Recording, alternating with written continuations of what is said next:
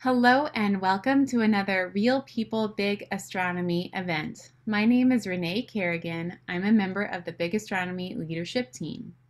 Big Astronomy is a National Science Foundation funded program, and the goal of this project is to help people understand that it takes lots of teams of people from around the world with diverse skills and backgrounds to make big science and big astronomy work. So for that, we've created a planetarium show that was filmed in both English and Spanish, and it's being distributed for free or at very low cost around the world. You can find out more information about that planetarium show on our website, which is bigastronomy.org.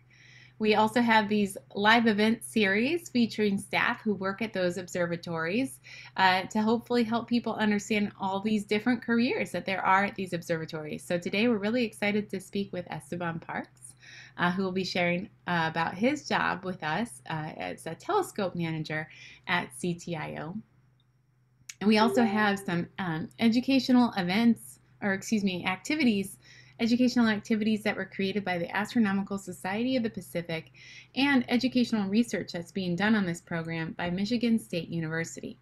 And finally, before we get started, I'd also like to mention that we are participating in the National Science Foundation's STEM for All video showcase, and we could use your help in voting for Big Astronomy as the Public Choice Award.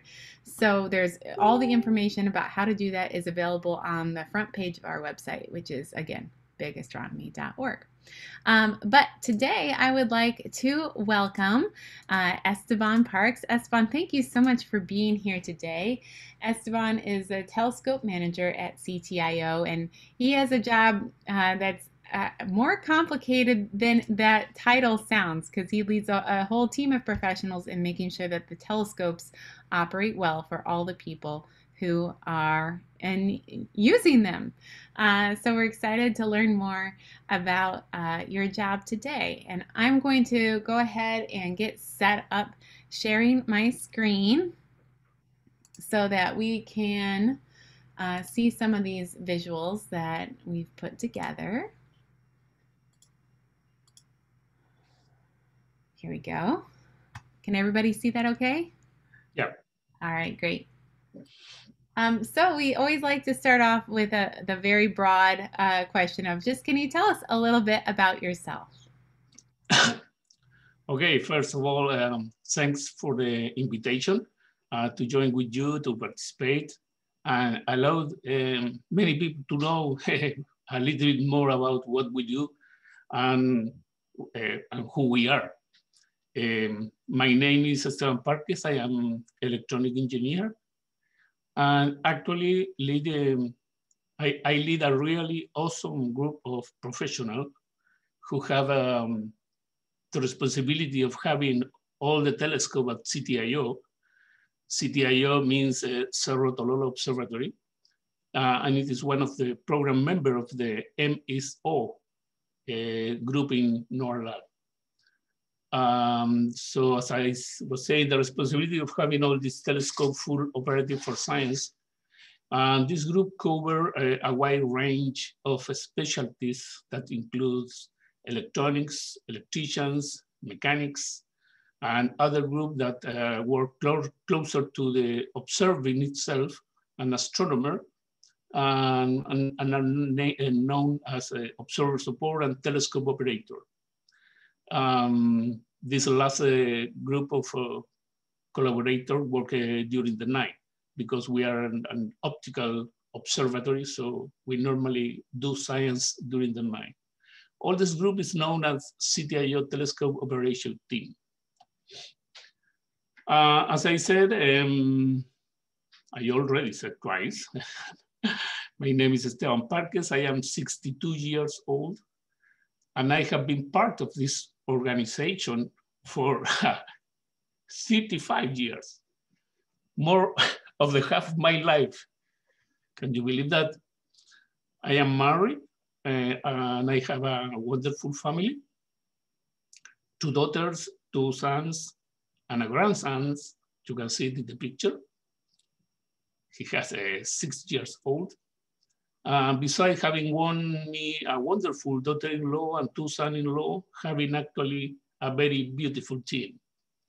My wife is a general basic degree teacher and actually is the principal of a public school in La Serena.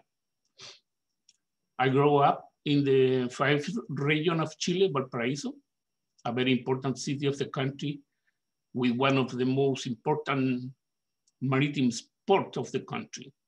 I studied there in the University Federico Santa Maria, and I got the degree of electronic engineer. And in this region lived my mother, where due to pandemic, we had to celebrate her 90th birthday recently, and remotely due to pandemic and quarantine. Since 35 years ago, when I joined it to this organization, we live in La Serena, 4th region of Chile. That the region is the center of the most important project of astronomy in Chile, as part of the non-lab organization, including the program of CTIO, where I work. But we have also SOAR, Gemini, and Vera Rubin under construction. It's so wonderful that you've been able to have such a long career at CTIO. You must really enjoy your job to have stayed there for so long. Yeah. So we like to ask about the path of, oops, I went too far. Path of how you got to where you are today. So you mentioned where you studied, but what led you to the position that you're in today, and what sort of path did your career take to get you here? Well, 35 years is a lot of years. And it's very nice to me because this is the second job, professional job in my life. So I joined to the organization as member of the electronic group of CTIO. At that time, CTIO was the only observatory of this organization in Chile. My team were responsible of having all the 8 telescopes active on that time, full operative from the electronic technical aspect side, including all kind of electronic interfaces, different controls for the mounts, and everything related with the instrumentation used on that time. Being always the Blanco, the 4-meter telescope, the most important. On this period of time, I worked in a scheme of shift, 7 days at the mountain and 7 days off. Just staying at home, enjoying the child and enjoying the free time. Around 18 years later, in 2004, I was transferred to the program SOAR at Cerro Bachón. It's a 4.2 meter telescope located at Cerro Bachón. Cerro Bachón is around 15 kilometers of distance from Cerro Tololo. And there I was part of a wide integration group, since the telescope itself, the dome and the first instrument were progressively installed until the telescope started officially working on 2006. While I was there, I worked with all the electronic systems related with the mounts, dome control, computers, networking, observing instrumentation, cameras, etc. After another 6 or 7 years, I began leading the all electronics group, SOAR and CTIO. And since 8 years ago, I was promoted to the current position I have as CTIO Telescope Operation Manager. And do you find, what has been the most useful thing to you in learning how to manage all of these telescopes? I'm curious about, because you mentioned, the instruments and the optics and all those different aspects. And I know there's specialists who help take care of all those different things, but I'm curious what has been the most useful way you've learned to be able to continue taking care of the telescopes through all these years.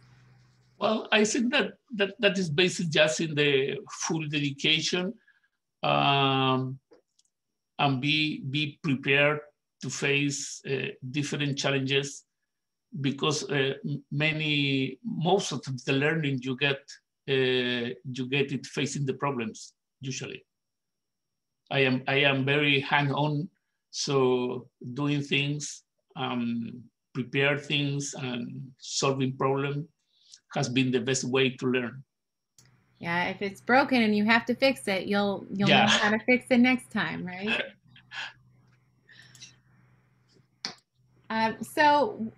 We like to also ask about challenges, because just as we just alluded to in this previous question I asked, is we always learn from our challenges. So what has been the biggest challenge in your career, and how did you deal with that?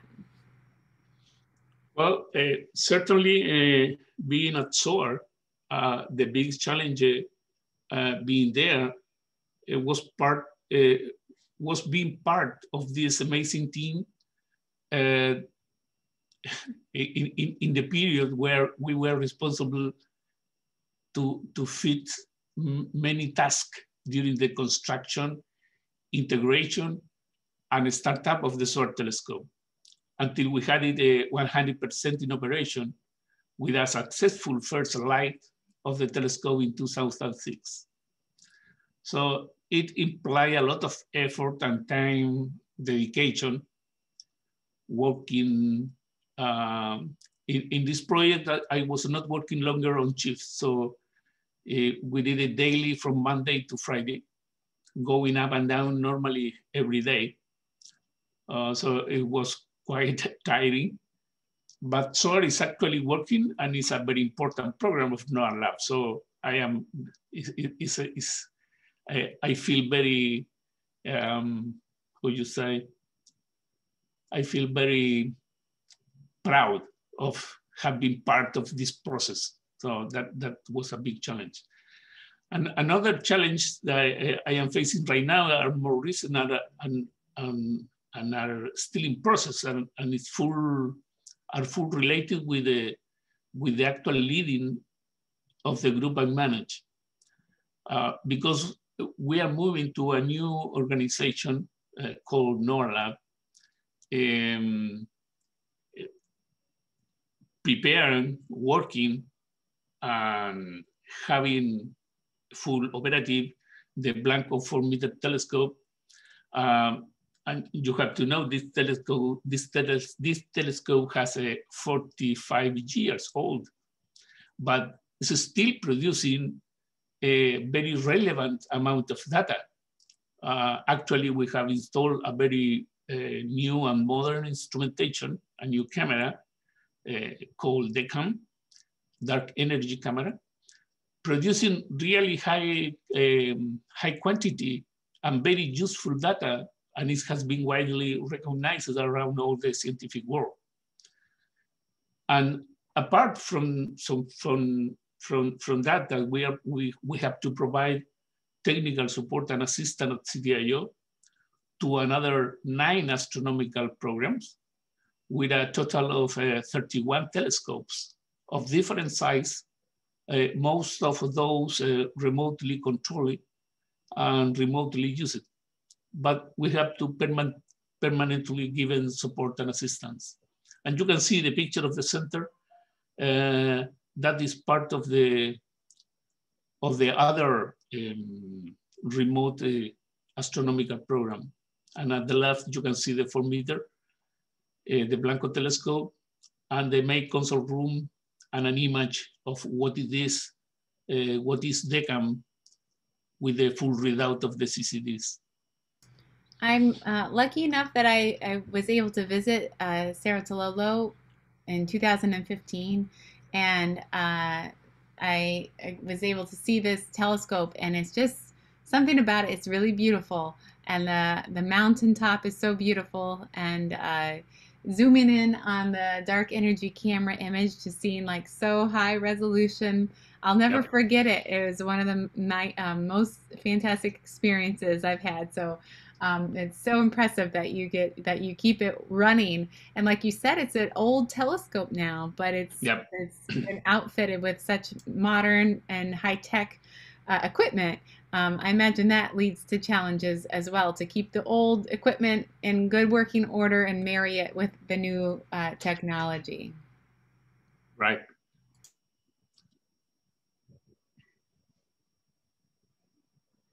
So what would you say your favorite thing about your job is, and why what about it do you enjoy so much?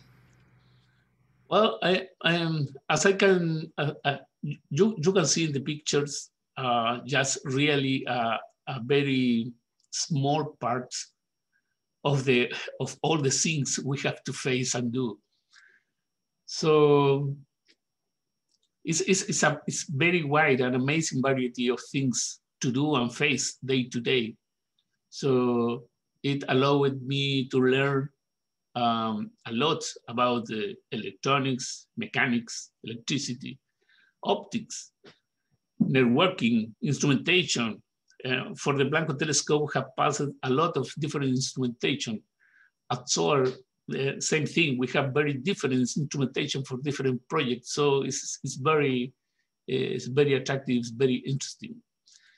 We have to deal with the cryogenic process, vacuum, cooling, many things. Since the epoch when we still didn't have internet. When I started working at CTIO, we didn't have internet. And we had to maintain all the, in that epoch, very basic instrument, like just photon counters. And so I have lived all the technological development from science. We had equipment that they just very simply just counting photons. But now we have a very array of high technology detectors, like CCDs, and they can do it automatically. They transfer, it's amazing. It's amazing. So, that is not just one favorite things about my job. Everything is amazing. Since 35 years ago, the astronomer who came here to observe, they left the mountain with a special suitcase full of magnetic tapes. but right now, they even don't need to come here to observe. So they can do it remotely. So be part, be actively participating of all this technology development, from the mechanical part, electrical part, to detection, to detectors and instrumentation, with the network improvement. Wow, all that is my favorite part of my job.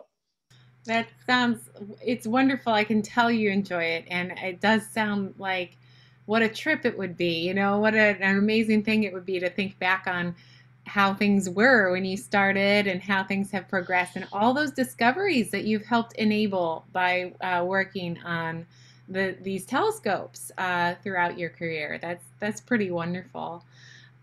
We do have a question that relates to this question, and actually the one before, from Christian. He asks, what was your biggest challenge as a boss at CTIO? So I think asking about, you know, the management aspect of it. What was your biggest challenge in that aspect at CTIO?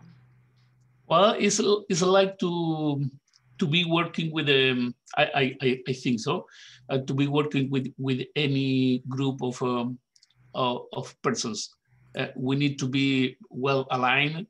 We need to be highly motivated, and to be everybody, while we can keep our mind in the main goals, we can go work together we can get a full collaboration from all the other colleagues. And we have, I lead the group at the mountain, but we need to interact and collaborate and work together with the other staff, like normally work in La Serena, with other specialties, other support with the scientists. So it's not easy, but you need to be permanently talking with the people, generating the proper motivation to go on.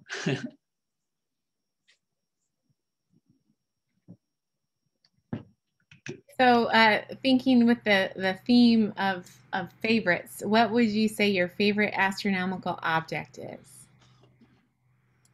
Well, I am not an astronomer, so I don't look for any special project to look around the sky.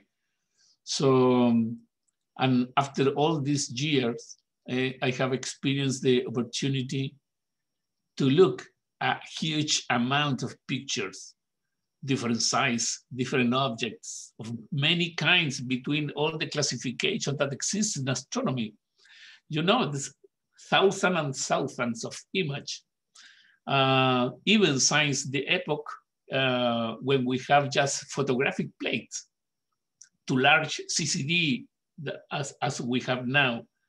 So thinking in image, in astronomical object, there are so much to show and to see that in my case, or from my position, there is known, I don't have any image in particular that impressed to me, because all of those are wonderful. For me, the most impressive picture forever is being at the mountain in a dark night without moon, and just stay over there, look into the sky, and you will get excited just looking at the Milky Way. And this experience is something that you will never forget and will stay with you forever. It is really amazing. That is what I show in the pictures you can see in the slide.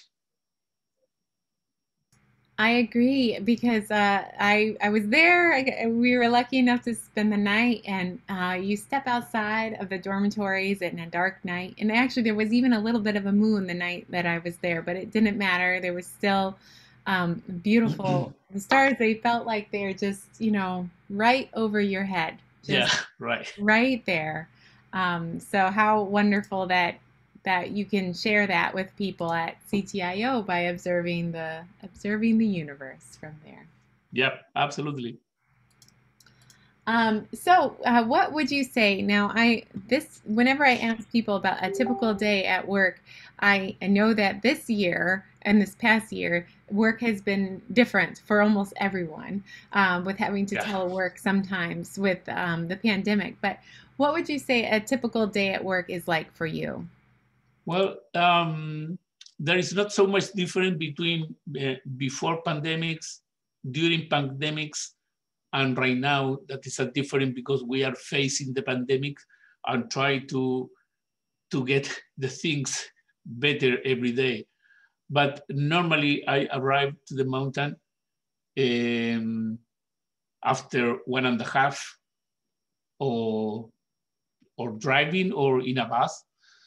So we start enjoying a good breakfast at the mountain at 8 a.m. Then we start with typical and regular coordination meetings with the team to know about the task for everybody, for the different groups. We evaluate the prioritization, the priority of different activities depending on the different requests of the program. If there are scheduled maintenance, we need to evaluate daily the safety issues at each task to be done by every group or everybody. We review the night report from the telescope to know if there is some special request or if there was some kind of failure that we should check during the day to have it ready for the next night. And after the meeting, I spent the day having some personal talking one-to-one with different colleagues, talking about general matters, be concentrated in the technical support. We talk about different projects we have in progress. We do brainstorming, evaluation meeting, support to other programs if needed, etc. Between 1 and 1:30, we enjoy a very good lunch.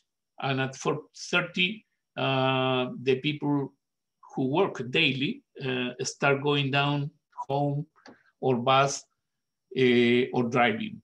We have a group that stay on the mountain on shift, the people that work on night. A group of the electronic support, they stay at the mountain too. So typically I spend daily at least 12 hours out of home. And during the pandemic, we share teleworking with days going up to the mountain. So I am not going up every day, but every day we continue having the meeting, we continue having the conversation. So I am always in touch with everybody.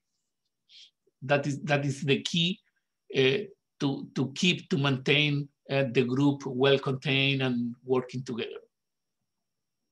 It sounds like for your job, one of your best skills must need to be people skills to be able to manage all the people and to keep everybody working together so well.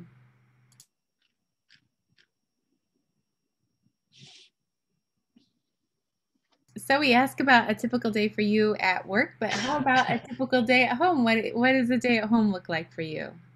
Well, the first thing is try to disconnect from the job. That is not always easy, and usually depend of the month and the month.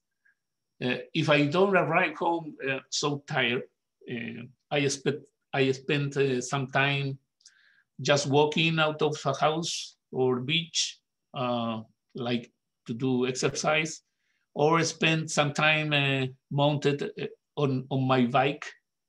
That due to pandemic situation, I have it over a roller. So I play the bike with a video on my computer to try to enjoy it.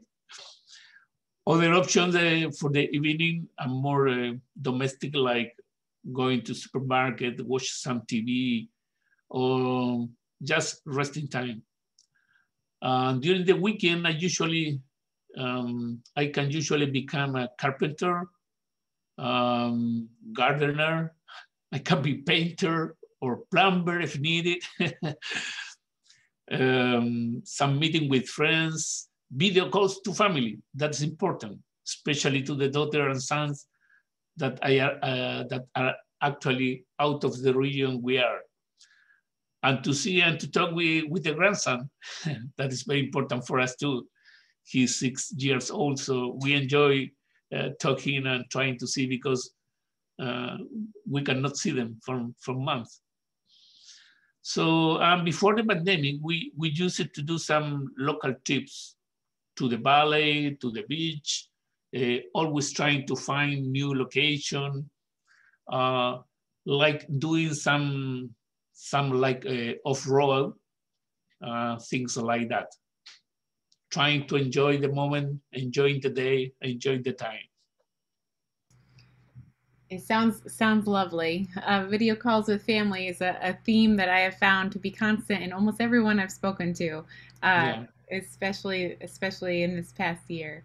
I know it's helped me a lot too. I have family spread out.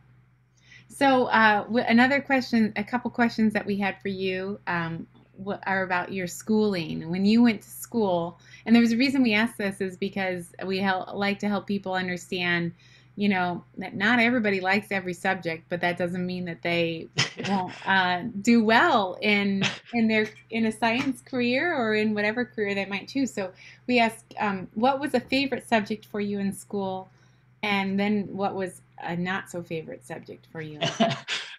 Well, generally speaking, during the primary and secondary, I was always a good student. So always in the first places, always with good results, and always reaching the goals proposed. So, but the favorite subject was normally and almost always mathematics. And yeah, the less the least favorite was while child and young, I was not so good at athlete. So sport activities in Chile, known as physical education, made me suffer. And later, yeah, older, arriving to the university, I started to practice some of volleyball, judo, playing tennis, but always, obviously, not never at professional level. And Well, actually, I'm talking about the sport, I do more bike. bike is a good sport to do alone too, right? You don't Yeah, have to right. necessarily be on a team. Um, so what do you like to do? You told us that before the pandemic you like to take trips. I think you might have a few of those here. So we always like to help people understand, you know, people who work at observatories, who work in science careers, they're just whole people like all the rest of us and like to do all sorts of things for fun. So what are some of the things that you like to do for fun? I really don't have nothing really special or any particular activity. I really enjoy simple things of the life. You know what I mean? As I said before, I get a lot of fun um, uh, while doing something as a carpenter. I like to work with wood. I enjoy being a gardener. I can be a cook even while being at home, or just sit to listen good music, watch a good movie. I can certainly enjoy a lot a very good conversation with a cup of good coffee, and why not a glass of good Chilean wine. And, and I like very much to travel, to know, discover new places around different locations in our region, in our country. As you must know, Chile is a very long country. And I have to say that we still have a lot of cities and places to know throughout our country. So we have a lot of plans to do for the future. I like to drive off-road. I am not I am not professional, but driving up and down to the observatory during all this year has been a great learning experience over the years, and we are always planning new future trips. You know.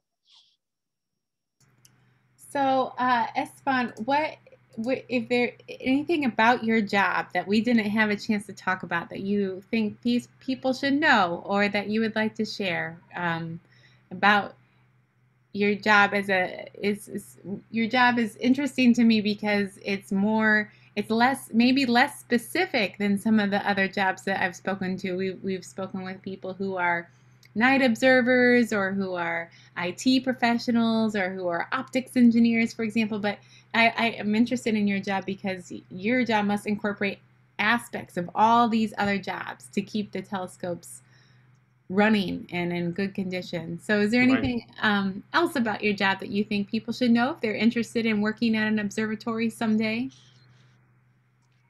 Um, well, I think that the most important that people should know is that in every observatories there are many opportunities to learn things that we will never learn in any university and any school, you know. So there are a lot of things that you can learn being there. And that is the more, I think, the most important. Have the opportunity, take the opportunity, and try to do it well, with effort, dedication, concentration, and responsibility, and safety. Well, I have left a note that if anybody has any questions for you about your job, that we had one about managing people, but if you have any other questions for Esteban, please leave them in the chat window on Zoom or in the comment section on Facebook. And maybe while we see if we have any of those questions come in, I'll take one moment to mention that this is an ongoing series that we do, this Real People Big Astronomy series, where we try to connect with folks who work at different observatories and learn a little bit more about their job and about their lives. So the next one coming up is next week on May 20th at 3 p.m. Chile time or Eastern Daylight Time. Those two times are lined up right now. And we'll be speaking with John Carpenter, who is the observatory scientist at ALMA, so a little bit farther north in Chile this time. And I also like to mention real quick that, again, if you'd like to help Big Astronomy out, there's a way you can vote for us in the National Science Foundation's STEM for All video showcase, and you can find the information for that on the front page of the Big Astronomy webinar, or Big Astronomy website. You have my vote. Oh, Very thank nice you. Program. Thank you so much. Christian wants to let us know, thanks a lot for this interview. And he says, you are very cool. So thanks, Christian. And Dr. Jessica Trucks, would you like to speak a moment about the research being done on this program? Sure. Hi, everyone. Like Renee said, this is a NSF-funded project, and as part of that, we're conducting education research. So if you're willing to help us out, we'd absolutely love it.